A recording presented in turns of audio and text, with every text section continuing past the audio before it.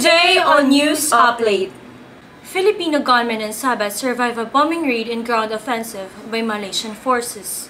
Team Pinoy says it's confident it will win Mindanao despite of Arab magic.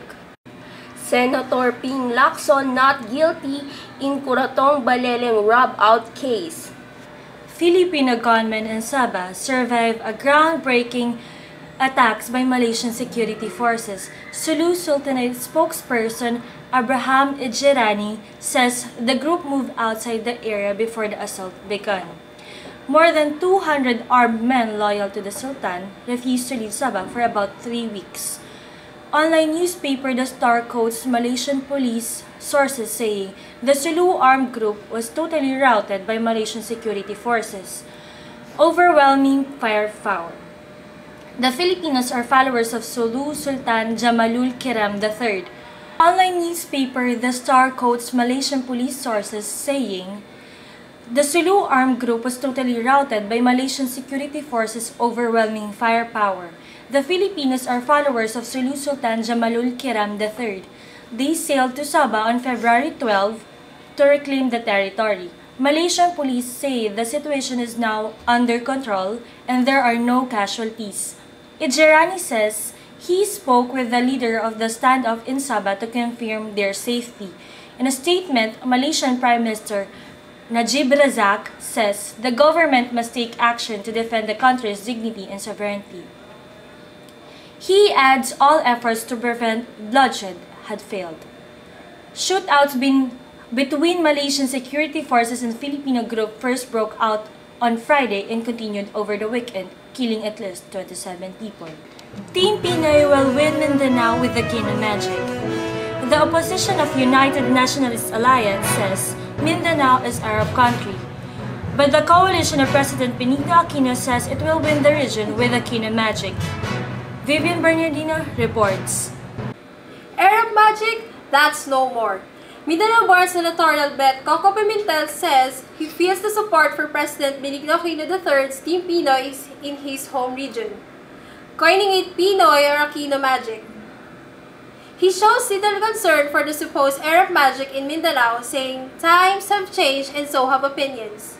Arab magic refers to the political power of former President Joseph Estrada in the area, which overwhelmingly supported his presidential bid over now President Aquino. Estrada is a stalwart of the United Nationalist Alliance of UNA. Pimentel is not alone. Fellow Bets believe they will emerge victorious here because they are being supported by Aquino, whose track record speaks for itself. But not all is well for the president. Aquino received criticism for his handling of the Sabah standoff with Malaysians, which resulted in a deadly gunfight. The attack left 12 Filipinos dead, all Mindanaoans. Senator Ping Lacson not guilty in Curatong Baleleng rob-out case. The Supreme Court has ruled as final the acquittal of Senator Panfilo Lacson in the controversial Curatong Baleleng rob-out case.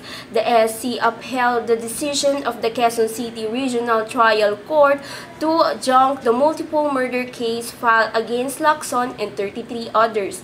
The High Tribunal denied the motion for reconsideration filed by the Office of the Solicitor General, which The High Tribunal denied the motion for reconsideration filed by the Office of Solicitor General, which sought to revive the case against the lawmaker. The SC noted that there were no new arguments presented by the OSG which would change the court's decision on November 13, 2012. The SC gave credence to the findings of Quezon City RTC Judge Maria Teresa Yadaw, which held that she found no new evidence to pursue the murder trial against Lacson for the failure of the prosecution to establish probable cause against them. Apart from Lacson, also absolved were the Philippine National Police Task Force Habagat Chief and police officers Jewel F. Canson, Francisco G. Zubia Jr., Romeo M. Acop, and other 28 police elements and civilians. Aquino in Pampanga to campaign for Team Pinoy. We have a reporter from Pampanga, Erica. President Benigno Aquino III arrived here on Friday to campaign for the candidates of Team Pinoy. Aquino entered the Heroes Hall in San Juan, San Fernando, Pampanga shortly before 2 p.m. Despite of the president's presence here, the moderator of the event, Lea Navarro, told the audience that the president was still monitoring the situation in Sabah, where the followers of Sultan of Sulu were reportedly killed and hurt after the firefight with the Malaysian forces. Also present at the rally were Team Pinoy candidates Ramon Magsaysay, Javi Madrigal, Risa Hontiveros, and Senator Alan Peter Cayetano. I'm Erica Abella reporting from San Fernando, Pampanga. Back to studio. Two Negros dioceses say no to Team Patay tarpaulins. We have here Mira Jola reporting. The dioceses of San Carlos and Cabancalan in Negros Occidental are not placing Team Patay, Team Buhay tarpaulins in their areas. The tarpaulins were put up by the Diocese of Bacolod to campaign against senatorial candidates who voted for the Reproductive Health Bill. On February 26, the rector of San Sebastian Cathedral says over 90 priests agreed to hang similar posters on their parishes. But Father Jaime Laude from the Diocese of San Carlos says they will not hang the tarpaulins. He says they don't want to put some titles on the candidates such as Team Patay or Team Buhay. The Commission on Election earlier ordered Bacolod Bishop Vicente Navarra to take down the posters because they are oversized campaign materials.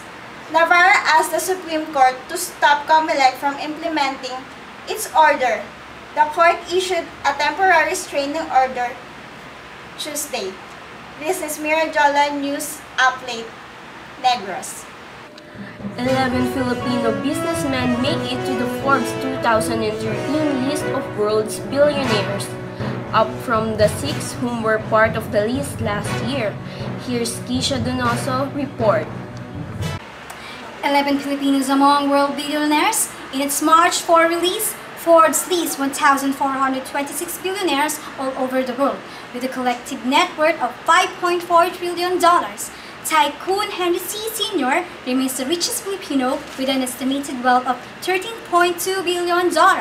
He ranks 60th in the Forbes list, up from the rank 116 in 2012. The second richest Filipino, Lucio Tan, moves up to the 248th spot from 348, while fourth and casino businessman Enrique Razon edges out under 10.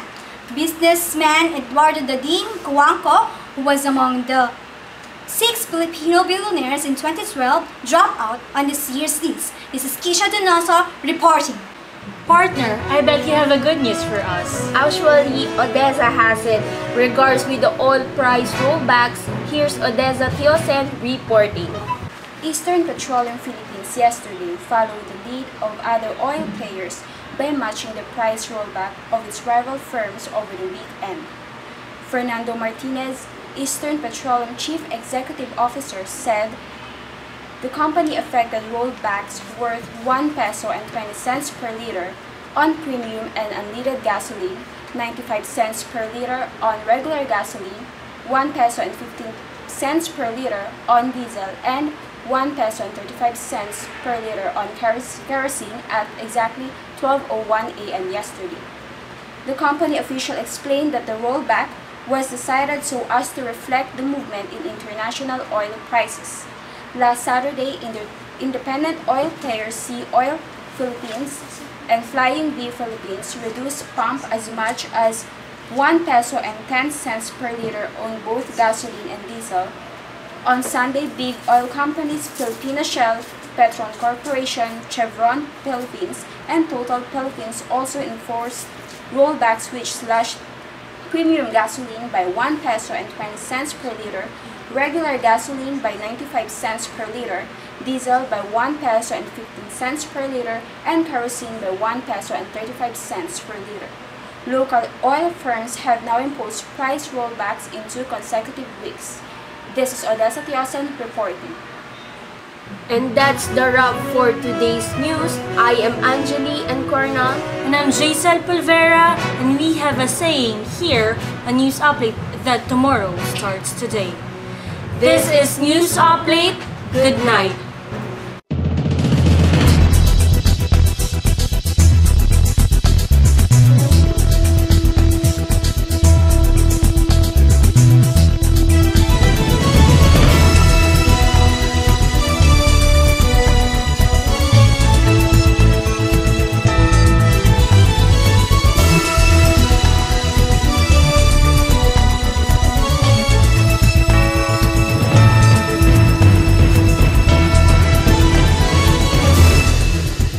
Nasabat ng mga tauhan ni Bureau of Customs Commissioner Rafi Biason ang hinihinalang mga smuggled Taiwan rice na nagkakahalagang 10 milyong piso sa port area of Cebu. Kahapon ay nagtungo si Biason sa lalawigan ng Cebu upang magsagawa ng inspeksyon sa mga nasabat na smuggled rice. Kasama ni Biason si BOC Port of Cebu District Councilor Edward de la Cuesta para suriin ang naturang mga kontrabando. Base sa report, ang nasabat ng mga smuggled rice ay nagkakahalaga ng 10 milyong piso ay nagmula pa sa bansang Taiwan na itinangkang ipuslit sa Pilipinas. Ang nabanggit ng mga smuggled Taiwan rice ay nasamsam mula sa 12 piraso. Ang nabanggit ng mga smuggled Taiwan rice ay nasamsam mula sa 12 pirasong 20-footer container van at nalaman ang consignee neto ay nagmula sa magkaibang trading company. Muling nagbabala ang BOC chief na hindi niya pahihintulutan o palulusutin sa kanyang administrasyon ng mga smuggler na nagtatangkang sumabotahe sa ekonomiya ng bansa. Nagbabala ang Philippine Drug Enforcement Agency sa publiko laban sa mga taong nagkukunwaring PIDEA agents para gamitin sa kanilang iligal na aktibidad. Aksyon ito ni PIDEA Director General Undersecretary Arturo G. Cacdac Jr. kasunod ng pagkakaresto ng isang awol or absent without leave na police officer at 3 iba pa matapos makipagpalitan ng putok sa miyembro ng PNP Highway Patrol Group. Ang pulis ay kinilalang si PO1 Komeni Dakula at 3 pang kasamahan nito ay pinara ng mga operatiba ng HPG sa Parañaque dahil sa kahinahinala nilang kilos habang sakay ang isang sasakyan. Ang pagpara ay nagresulta ng isang habulan at palitan ng putok sa pagitan ng 2 panig hanggang sa masawi ang isa sa mga suspect at mapagkakasugat na ang isa pa. Nakumpiska sa mga suspect ang 7 PIDEA green shirts at 3 armas. Iginiit ni PIDEA Chief na ang hindi otorisadong pagsusuot ng PIDEA uniforms ay may kaparusahan sa ilalim ng PIDEA ng Revised Penal Code. Dagdag nito, hinikayat niya ang publiko na maging mapagmatsyag at i-verify mula sa malapit na PIDEA office ang mga taong nagkukunwaring PIDEA agents. Nasawi ang isang obrero makaraang pagsasaksaki ng screwdriver ng kanyang kasamahan sa trabaho dahil sa pagtatalo ukol sa pera. Hindi na umabot ng buhay sa Pasay City General Hospital ang biktima at habang mabilis namang tumatakas ang suspect na si Francisco Macunat. Mabilis na tumakas ang suspect makaraan ng pananaksak at ito ngayon ay nahaharap sa isang kasong homicide. Kumolekta si Russell Westbrook ng 37 points at 10 rebounds habang umiscore ng 26 markers si Kevin Durant para banderahan ang Oklahoma City Thunders sa 122-105 panalo laban sa Los Angeles Lakers noong Martes ng gabi. Bago siya nagkaroon ng isang right elbow injury at dinala sa kanilang locker room, umiscore muna si Bryant ng 30 points. Bagamat umarangkada ang Lakers sa fourth quarter. Isinalpak naman ng Thunders ang huling 12 puntos ng laro patungo sa kanilang tagumpay. Bumaranda ang Thunders mula umpisa hanggang sa huling bahagi ng laro. Binaril at napatay ang 31 anyos na misis ng kanyang kalipin sa loob ng kanilang tahanan sa Dilima Subdivision, Purok Guava sa Barangay Poblasyon, Kidapawan City, North Cotabato kahapon ng umaga. Napuruhan sa tagiliran na tumagos sa puso ng biktimang si Jocelyn Guabong, habang tugis naman ng pulisya ang suspect na si alias Larry. Sa ulat ni PO2 Jomerson Sumadia, huling namata ang buhay ang biktima na nakikipag-inuman sa suspect. Magkasabay na umuwi ang magkalibing, subalit pagsapit sa kanilang bahay ay nagkasagutan ng dalawa na humantong sa pamamaril. Naisugod pa sa Kidatawang Doctors Hospital ang biktima, subalit namatay din. Na-recover sa crime scene ang isang basyo ng kalibre 45 pistol habang patuloy naman ang investigasyon. Pinanlang ibinasura ng Korte Suprema ang lahat ng petisyon tungkol sa political dynasty. Ayon kay Supreme Court Public Information Chief Attorney Teodorte, ibinasura ng Korte ang mga petisyon na humihiling na atasan nito ang Kongreso na magpasa ng isang batas na magbabawal ng tuluyan sa political dynasties.